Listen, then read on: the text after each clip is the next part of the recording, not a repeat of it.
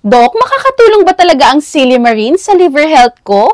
The answer is yes. Ang Silimarin po kasi ay nakukuha sa milk thistle seed at marami po itong benefits. Studies have shown na kaya pong protektahan ng Silimarin ang liver cells galing po sa mga harmful chemicals and drugs.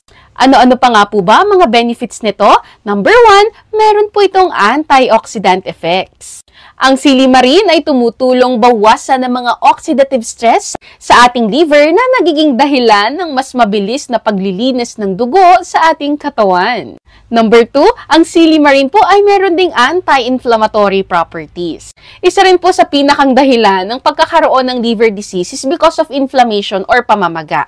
At nakukuha po natin ito depende sa ating diet at lifestyle. Ang Silimarin ay tumutulong bawasan ang mga pamamagang ito upang makapagtrabaho ng ayos ang ating atay.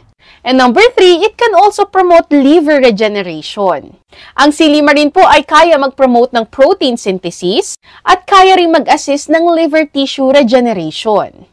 Marami sa atin ngayon ay nakakaranas ng non-alcoholic fatty liver disease. Yung tipong hindi naman tayo mahilig uminom ng alak, pero bakit nagkakaroon tayo nito? Malaki po ang kinalaman ng kinakain at ginagawa natin everyday. That's why kailangan ng tulong ng ating atay sa paglilinis ng ating dugo.